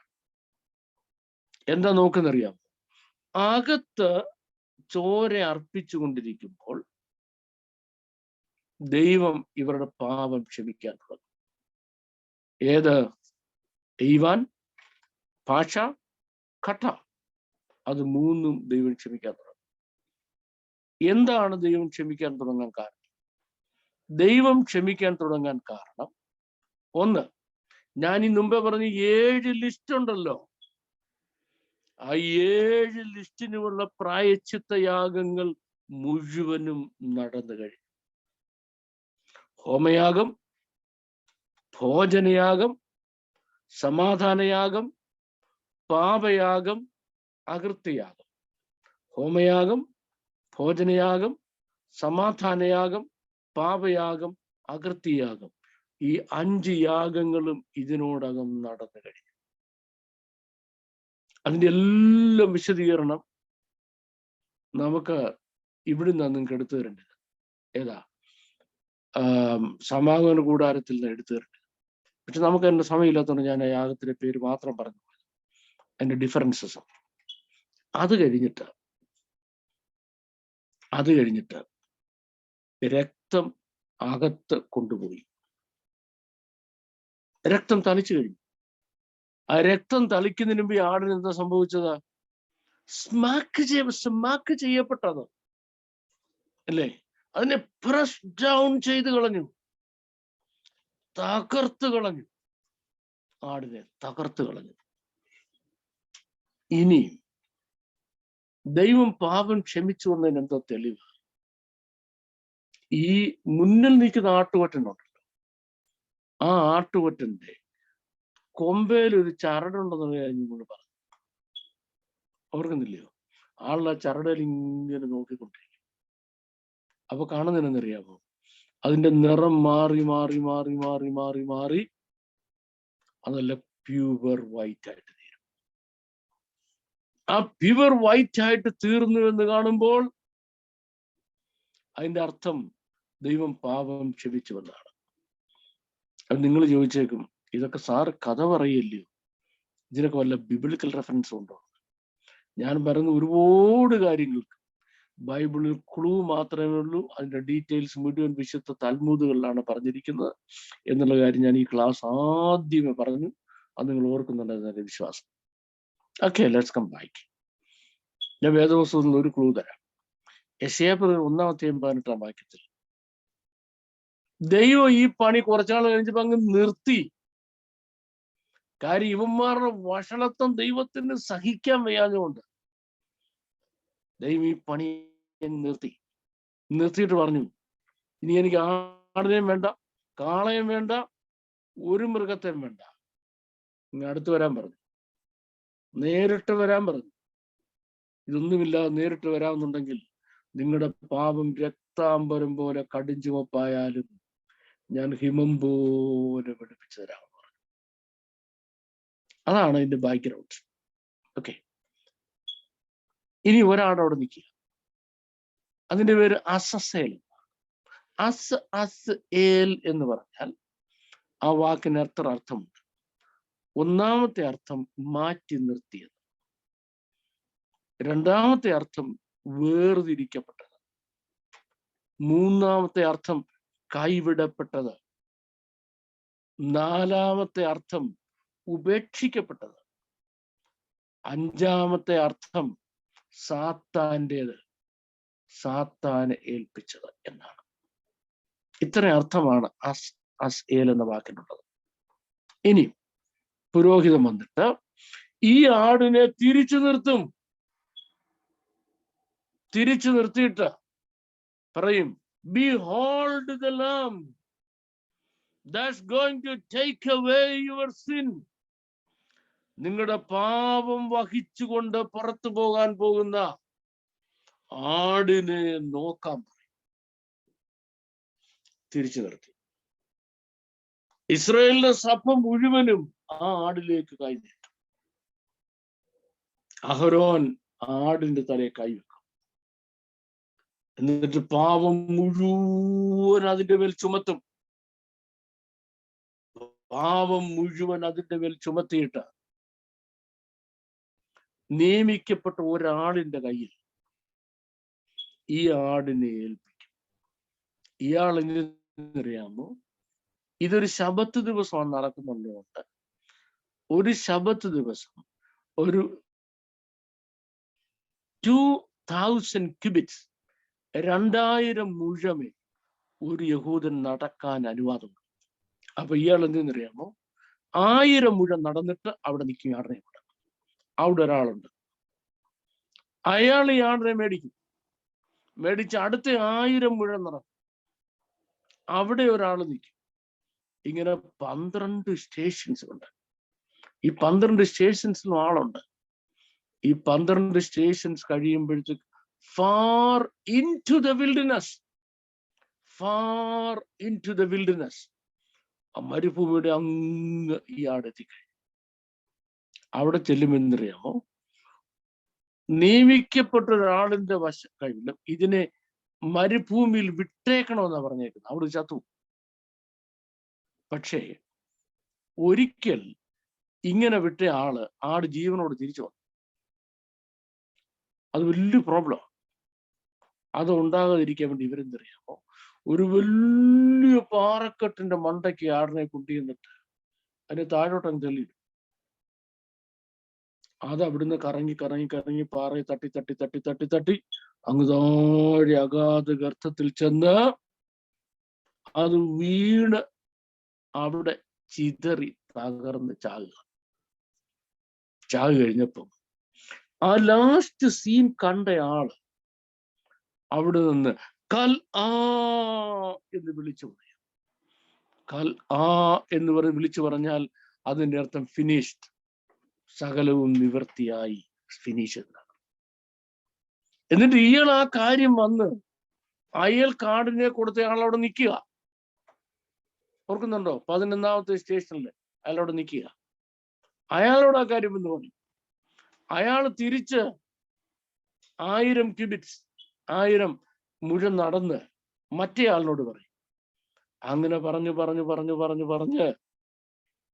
എവിടെ വരും? ദേവാലയത്തിൽ വരും. ദേവാലയത്തിൽ ന്യൂസ് വന്നു കഴിയുമ്പോൾ കൽ ആ നിവൃത്തിയായി എന്ന വാക്ക് അവിടെ കേട്ട് കഴിയുമ്പോൾ അത്രയും നേരം പഞ്ഞിനൂൽ ധരിച്ചുകൊണ്ടിരുന്ന മഹാപുരോഹിതൻ തന്റെ ഡ്യൂട്ടി കംപ്ലീറ്റ് ആയി എന്ന് മനസ്സിലായപ്പോൾ അത് അവിടെ ഊരി വെച്ചിട്ട് തന്റെ യഥാർത്ഥ സ്ഥാനവസ്ത്രം ഇട്ടുകൊണ്ട് ലിസൺ ടു മീ ഒരു വലിയ കസേര എടുത്ത് ജനത്തിന്റെ മുൻപിൽ ഇരിക്കും. ദാറ്റ് മീൻസ് മഹാപുരോഹിതന്റെ ശുശ്രൂഷ തീർന്നെന്ന്. മഹാപുരോഹിതന്റെ ശുശ്രൂഷ തീർന്നപ്പോൾ ആ ഒരു വർഷം ചെയ്ത മുഴുവൻ പാപവും ദൈവം അവരോട് ക്ഷമിച്ചു കഴിഞ്ഞു. അന്നാരും മരിച്ചാൽ അവർ കംപ്ലീറ്റ് സ്വർഗ്ഗത്തിൽ പോകും. കാര്യം പാപം കംപ്ലീറ്റ് പൂർണ്ണമായി ക്ഷമിക്കപ്പെട്ടു. അത് കഴിയുമ്പം പാപം ക്ഷമിച്ചു കിട്ടിയ ജനം ദൈവസന്നിധിയിൽ ഒരു നൃത്തം അങ്ങോട്ട് തുടങ്ങും. ഒരു സന്തോഷം അങ്ങോട്ട് തുടങ്ങും, ഒരാഘോഷം അങ്ങോട്ട് തുടങ്ങും. മഹാപുരോഹിതൻ അവിടെ ഇരിക്കുക. ഇനി അപ്പൊ പാപം ക്ഷമിക്കുന്നതിന് വേണ്ടി, ദൈവം പാപം ക്ഷമിക്കുന്നതിന് വേണ്ടി ദൈവം നിർണയിച്ച കാര്യങ്ങൾ മഹാപുരോഹിതൻ ആണ്ടുതോറും ചെയ്തു. പക്ഷെ ഈ പാപങ്ങൾ, ഇതിന്റെ പ്രോബ്ലം എന്തുവാ? ഒരു കൊല്ലത്തേക്ക് ഉള്ള ഇഫക്റ്റ്. ആ ഒരു കൊല്ലം കഴിയുമ്പോഴോ വീണ്ടും വരണം, വീണ്ടും വരണം, വീണ്ടും വരണം. ഇങ്ങനെ പാപങ്ങളുടെ ആടിനെ മേടിച്ച് യാഗം കഴിച്ച് പാപങ്ങൾക്ക് ഒരു കാലത്തും പരിഹാരം വരുത്തുവാൻ കഴിയാത്ത, പൂർണ്ണ പരിഹാരം വരുത്തുവാൻ കഴിയാത്ത യാഗങ്ങൾ 1500 വർഷം തുടർന്നു കൊണ്ടിരുന്നപ്പോൾ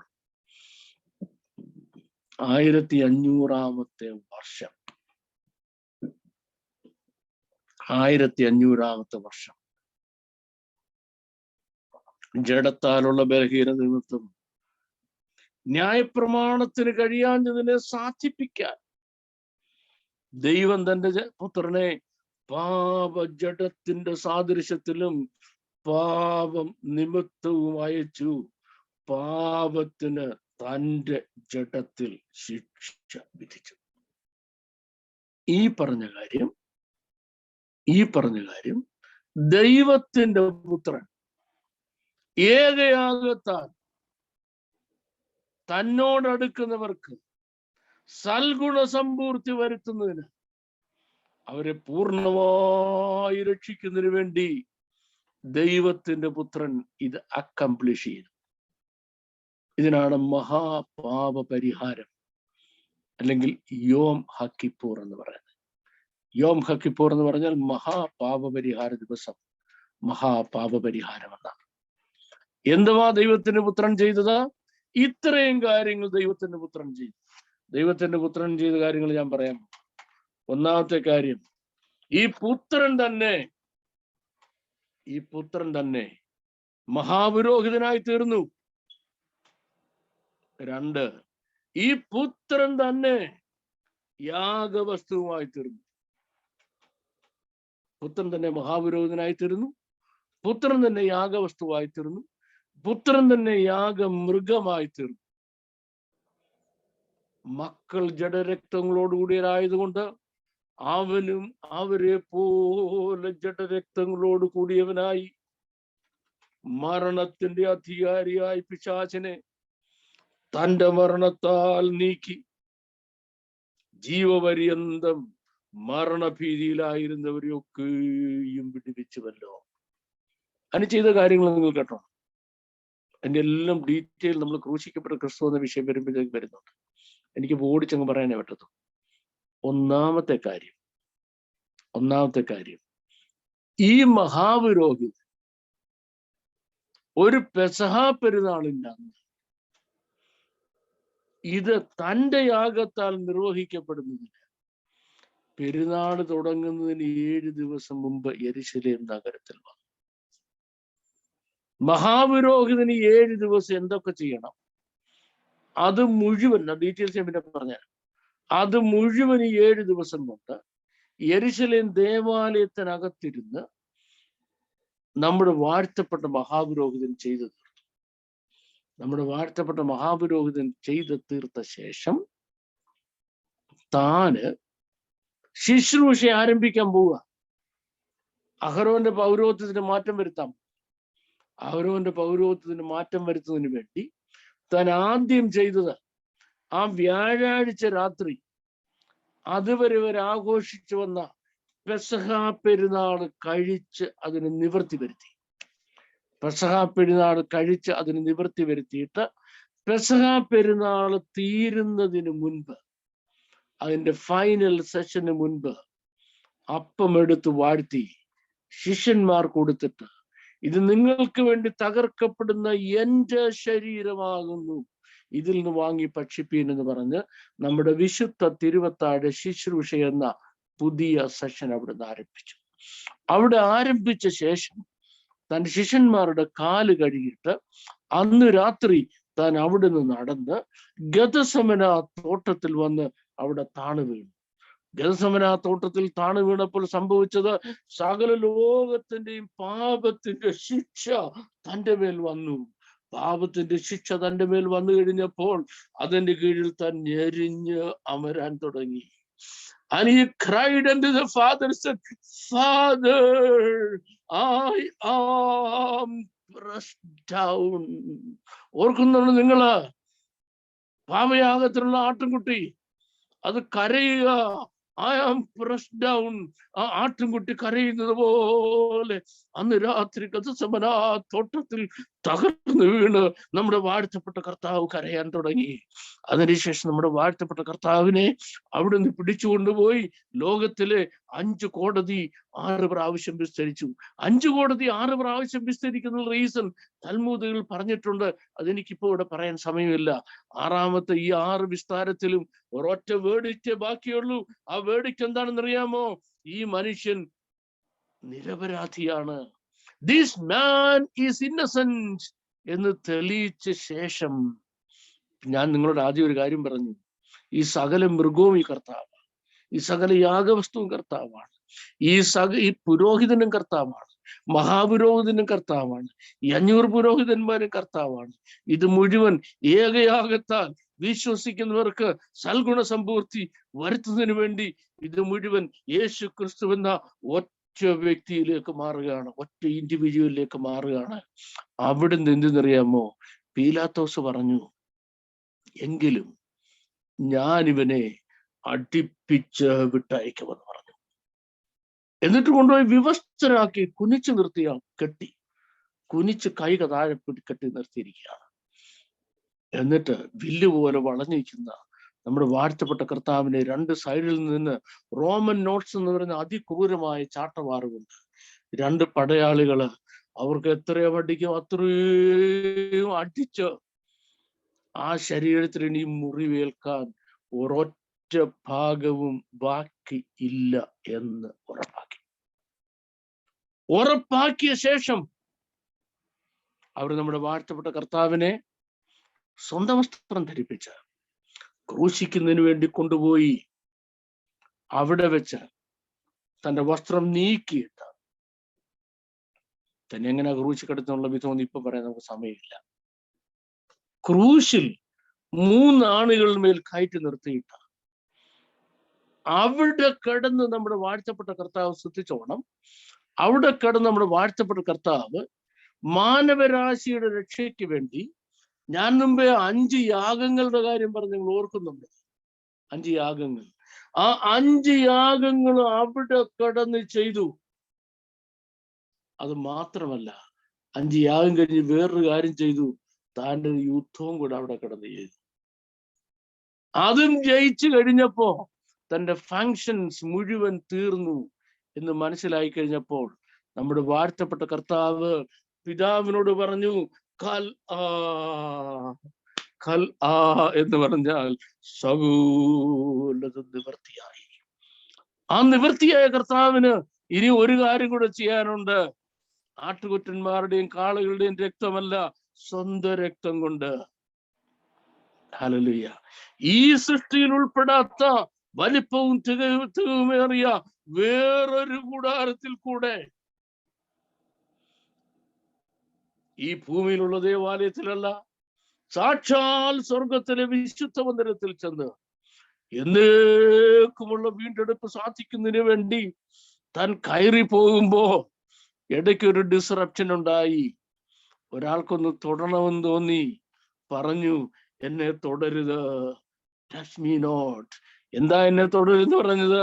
ഞാൻ ഇതുവരെ എൻ്റെ പിതാവിന്റെ അടുക്കൽ കയറി പോയിട്ട് ഇല്ല എന്ന് പറഞ്ഞു. അതേ ആള് കുറച്ച് കഴിഞ്ഞപ്പോ സ്ത്രീകൾക്ക് തന്നെ തൊടാനുള്ള അനുവാദം കൊടുത്തു. ഇതൊക്കെ കൂട്ടി വായിക്കുമ്പോഴേ നമുക്ക് അതിന്റെ കാര്യം മനസ്സിലാകത്തുള്ളൂ. ഉയർത്തെഴുന്നേറ്റ കർത്താവ് എന്ന വിഷയം പഠിപ്പിക്കുമ്പോൾ നമുക്ക് അതിന്റെ ഡീറ്റെയിൽസിലേക്ക് വരാൻ പോവാണ്. എങ്ങനെയാണ് സാൽവേഷൻ സാധ്യമാകുന്നത്? What is the price? What is the cost of it? നമ്മുടെ ഹീബ്രു റീഡിങ്ങിലേക്ക് വരാം. Come back to the Hebrew reading, please.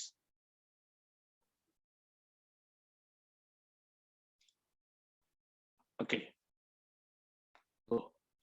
Vehu Meholal Mepesha Anu.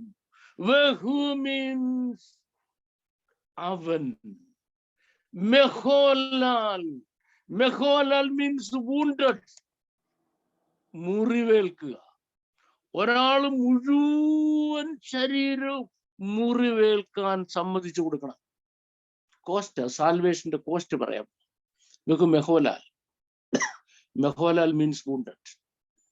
എങ്ങനെ മുറിവേക്കണം? എങ്ങനെ മുറിവേക്കണം? മുറിവിന്റെ ആഴം ഞാൻ പറഞ്ഞ മനസ്സിലായല്ലോ. ആദ്യത്തെ അടി ആ ചെകിട്ടത്ത് വീഴുന്നത്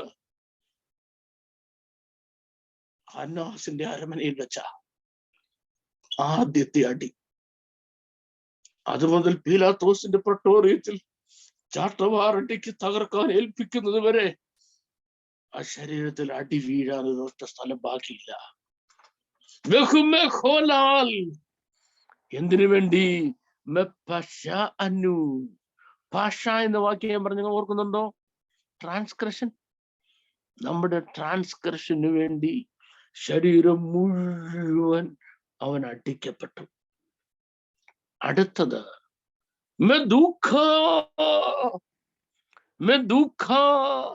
ദുഃഖ മീൻസ് ബ്രൂയിസ്ഡ്, തകർക്കപ്പെടുക. ഉണ്ടോ?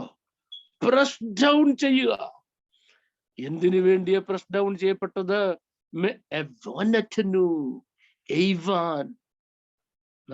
നമ്മുടെ ഇന്നിക്വിറ്റി, നമ്മുടെ ഇന്നിക്വിറ്റിക്ക് വേണ്ടി കർത്താവിന് എന്തോ സംഭവിക്കേണ്ടി വന്നത്?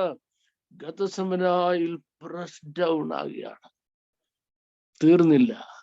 നമ്മൾ ദൈവസന്നിധിയിൽ നിന്ന് എങ്ങനെ വീണോ ആ അവസ്ഥയിലേക്ക് തിരികെ എത്തുന്നതിനാണ് ഷലോം എന്ന് പറയുന്നത്. മുസാർ ഷലോമനു അലഫ്. മുസാർ മീൻസ് ദ ചാസ്റ്റൈസ്മെന്റ്, ശിക്ഷ. എന്തിനുള്ള ശിക്ഷ? ഷലോമനു. നമ്മൾ ദൈവസന്നിധിയിൽ പൂർണ്ണരായി തീരണം. അതിനൊരു ശിക്ഷയുണ്ട്. ആ ശിക്ഷ ആരുടെ മണ്ടയ്ക്കെത്തി? അല്ലവ്, അവന്റെ മണ്ടയ്ക്കെത്തി. അടുത്ത സെന്റൻസ് നോക്കിയേ, അടുത്ത സ്ക്രീൻ എടുത്തേ. ഉബാ ഹബു രത്തോ. ഉബാ ഹബു രത്തോ means and by his stripes, അവന്റെ ശരീരത്തിലേറ്റ ചാട്ടവാറടികൾ. അതുകൊണ്ട് നമുക്ക് എന്താ സംഭവിച്ചത്? നിർപ്പാലു, നമ്മൾ സൗഖ്യമായി. ഇനി നിങ്ങൾ ശ്രദ്ധിച്ചു കേൾക്കണം ഒരു കാര്യം. ഇവിടെ ക്യാൻസറിനെയോ അൾസറിനെയോ കൊറോണയെയോ ഹാർട്ട് ഡിസീസിനെയോ കിഡ്നി ഫെയിലിയറിനെ പറ്റി പറഞ്ഞിട്ടില്ല. ഒരൊറ്റ ശാരീരിക രോഗത്തെ പറ്റി പറഞ്ഞിട്ടില്ല. ഒരു മനുഷ്യന്റെ ശരീരത്തിലെ ഏത് രോഗം സൗഖ്യമാകാൻ കർത്താവിനൊരു വാക്ക് മതി. അവൻ വചനം അയച്ച് അവരെ സൗഖ്യമാക്കുന്നാണ് സങ്കീർത്തനത്തിൽ പറഞ്ഞിരിക്കുന്നത്. ഇതിന്റെ ആവശ്യമില്ലായിരുന്നു. ഏതിന്റെ ആവശ്യമില്ലായിരുന്നു? ഈ പറഞ്ഞ ഇത്രയും കാര്യത്തിന്റെ ആവശ്യമില്ലായിരുന്നു. മെഹോലാൽ, ശരീരം മുഴുവൻ മുറിഞ്ഞത് എന്തിനു വേണ്ടി? ഭാഷയ്ക്ക് പരിഹാരം ഉണ്ടാകാനാ. രണ്ട്, അവൻ തകർക്കപ്പെട്ടു പോയി. എന്തിനാ തകർക്കപ്പെട്ടത്? അവനു നമ്മുടെ എയ്വാന് സൗഖ്യമുണ്ടാകാനാ. ഇനിയും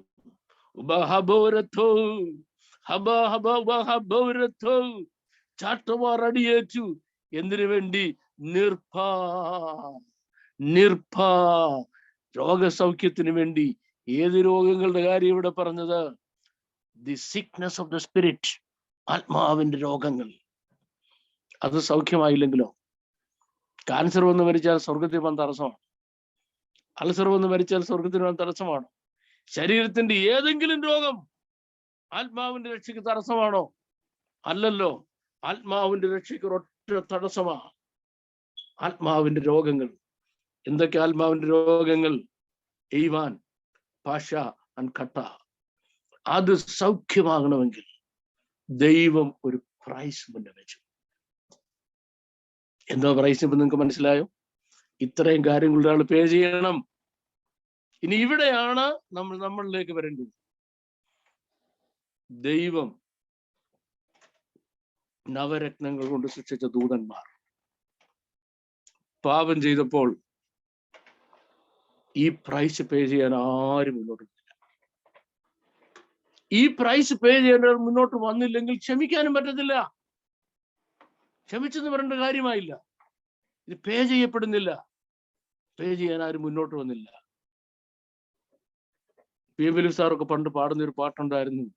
യേശു എത്ര നല്ലവൻ, പൊന്നേശു എത്ര നല്ലവൻ, ധൂളിയാം എന്നെ സ്നേഹിച്ച യേശു എത്ര നല്ലവൻ, മൺപൊടിയായ കൃമിയായ ഒരു യോഗ്യതയില്ലാത്ത ഇത്താണ ലോകത്തിൽ ജനിച്ച ഈ മൺകൂടാരത്തെ ഇത്രയധികം സ്നേഹിച്ചിട്ട് ദൂതന്മാരെക്കാളധികം നമ്മളെ പ്രിഫർ ചെയ്തിട്ട് ദൈവം നിശ്ചയിച്ച പ്രൈസ് മുഴുവൻ കൊടുത്തു തീർക്കുവാൻ ദൈവത്തിന്റെ പുത്രൻ ദൈവരൂപത്തിലിരിക്കെ ദൈവത്തോടുള്ള സമത്വം മുറുകെ പിടിച്ചുകൊള്ളണമെന്ന് വിചാരിക്കാതെ ദാസരൂപം എടുത്ത് തന്നെത്താൻ താഴ്ത്തി വേഷത്തിൽ മനുഷ്യനായി മരണത്തോളം, ക്രൂശിലെ മരണത്തോളം അനുസരണമുള്ളവനായി. മക്കൾ ജഡരക്തങ്ങളോടുകൂടവരായാൽ അവനും അവരെ പോലെ ജഡരക്തങ്ങളോട് കൂടിയവനായി.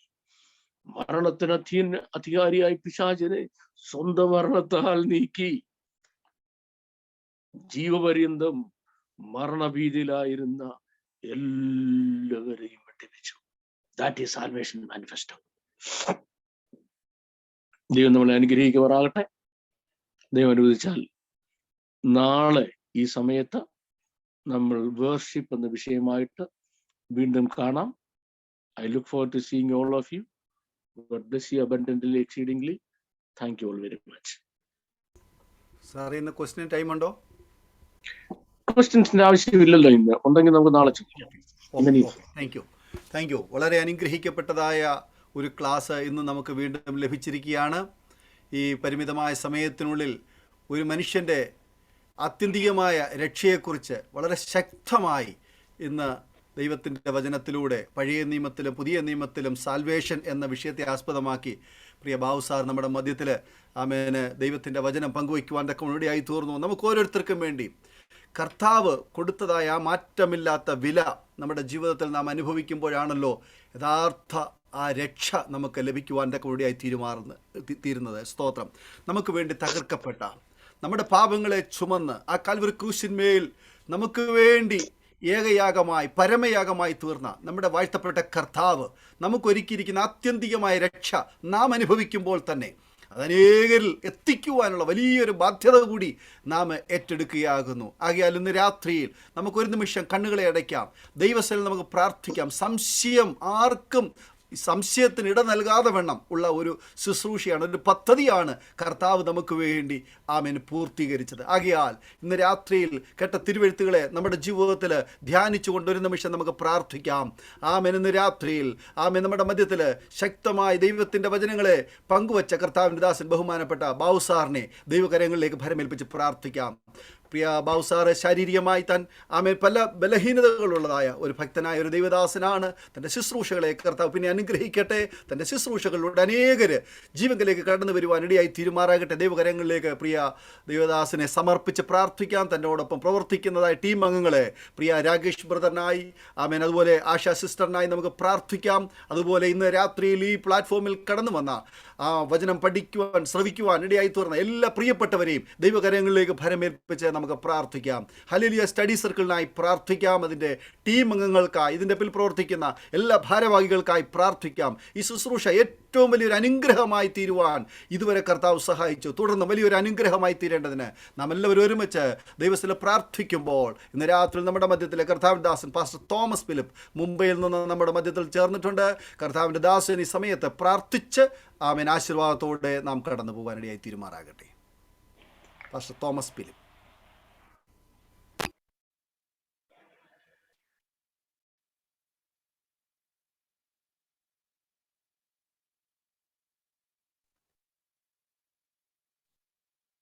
ഹല്ലേലൂയ. നമുക്ക് പ്രാർത്ഥിക്കാം. സ്വർഗസ്ഥനായ ഞങ്ങളുടെ പിതാവേ, ഞങ്ങൾ അങ്ങയെ സ്തുതിക്കുന്നു, സ്തോത്രം ചെയ്യുന്നു. ഈ നല്ല ദിവസത്തിനായി അങ്ങയെ ഹല്ലേലൂയ, അങ്ങയ്ക്ക് നന്ദി കരേറ്റുന്നു കർത്താവേ. ലോകത്തിന്റെ വിവിധ ഭാഗങ്ങളിൽ ഇരുന്നുകൊണ്ട് കർത്താവെ മാറ്റമില്ലാത്ത ഹല്ലേലൂയ തിരുവചനം ആഴത്തിൽ ഹല്ലേലൂയ ഗ്രഹിപ്പാൻ തക്കവണ്ണം ഞങ്ങൾക്ക് ഒരുക്കിയ ഈ ഭാഗ്യത്തിനായി സ്തുതിക്കുന്നു കർത്താവെ. Hallelujah hallelujah. ഇത്രത്തോളം ദൈവവചനത്തിന്റെ ആഴങ്ങള് ഹല്ലേലൂയ ഞങ്ങളുടെ ഭവനങ്ങളിൽ ഇരുന്ന് ഇപ്രകാരം ഗ്രഹിപ്പാൻ തക്കവണ്ണം ദൈവം ഞങ്ങളുടെ ജീവിതത്തിൽ ഒരുക്കിയ ഈ വലിയ ഭാഗ്യത്തെ ഹല്ലേലൂയ ഓർത്ത് ഞങ്ങൾ സ്തുതിക്കുന്നു കർത്താവെ. ഹല്ലേലൂയ. ബഹുമാനപ്പെട്ട ഡോക്ടർ ബാബു ജോൺ സാറിനായി സ്തോത്രം ചെയ്യുന്നു കർത്താവെ. ഹല്ലേലൂയ. ദൈവവചനം ഹല്ലേലൂയ അത് കൃത്യമായി സരളമായി ഞങ്ങൾക്ക് മനസ്സിലാകുന്ന നിലയില് ഹല്ലേലൂയ ഹല്ലേലൂയ അതിന്റെ ഹല്ലേലൂയ നിഴലും പൊരുളും തിരിച്ച് ഹല്ലേലൂയ കാൽവറിയിലേക്ക് ഞങ്ങളെ കൊണ്ടുപോകുവാന് ഞങ്ങൾക്ക് വേണ്ടി ഹല്ലേലൂയ മറുവിലയായ യേശുക്രിസ്തുവിന്റെ സ്നേഹത്തിന്റെ ആഴം ഒരിക്കൽ കൂടെ ഹല്ലേലൂയ ഞങ്ങൾ ഓർത്ത് ദൈവത്തിന് നന്ദി കരേറ്റുവാൻ ഹല്ലേലൂയ ഒരുക്കിയ ഭാഗ്യത്തിന്റെ പദവിക്ക് നന്ദി കർത്താവേ. അറിഞ്ഞത്, ഞങ്ങൾ കേട്ടത്, അനുഭവിച്ചത് ഞങ്ങൾ മനസ്സിലാക്കി ഈ രക്ഷ മറ്റുള്ളവരിലേക്കും പകരുവാൻ തക്കവണ്ണം നീ ഞങ്ങൾക്ക് ഹല്ലേലൂയ ബലവും കൃപയും നൽകണമെന്ന് പ്രാർത്ഥിക്കുന്നു. പ്രിയ ബാബു ജോൺ സാറിനായി സ്തോത്രം കർത്താവേ. തന്നെ ഇത്രത്തോളം ഹല്ലേലൂയ അവിടുന്ന് ഉപയോഗിക്കുന്നുവല്ലോ. തന്റെ ശാരീരിക അസ്വസ്ഥതകളെ ഹല്ലേലൂയ അവഗണിച്ചുകൊണ്ട് ഹല്ലേലൂയ തിരുവചനത്തിന്റെ ജനത്തിനു വേണ്ടി ഹല്ലേലൂയ ഷെയർ ചെയ്യുവാൻ തക്കവണ്ണം ദൈവം പിന്നെയും ശക്തീകരിക്കുന്ന സ്നേഹത്തിന് നന്ദി. ചില മാസങ്ങളായി തിരുവചനം പഠിപ്പാൻ ഞങ്ങൾക്ക് ദൈവം അവസരം നൽകിയതിനായി സ്തോത്രം കർത്താവെ. ഞങ്ങൾ ഒന്നിച്ച് അങ്ങയുടെ വിശുദ്ധനായി സ്തോത്രം ചെയ്ത് പ്രാർത്ഥിക്കുന്നു. തന്നെ അലട്ടുന്ന എല്ലാ രോഗത്തിൽ നിന്ന് പൂർണ്ണമായി വിടുവിക്കണമെന്ന് പ്രാർത്ഥിക്കുന്നു. അങ്ങയുടെ വരവ് താമസിക്കുന്നുവെങ്കിൽ കർത്താവെ അനേകർക്ക് ഇതിന്റെ മകന്റെ ശുശ്രൂഷ വലിയ അനുഗ്രഹമാക്കി തീർക്കണമേ കർത്താവെ.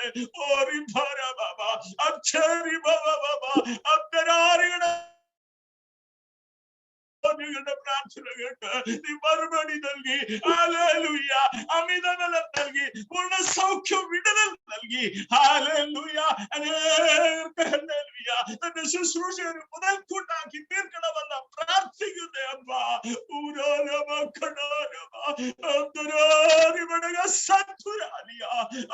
ഞങ്ങൾ സമർപ്പിച്ച് പ്രാർത്ഥിക്കുന്നു.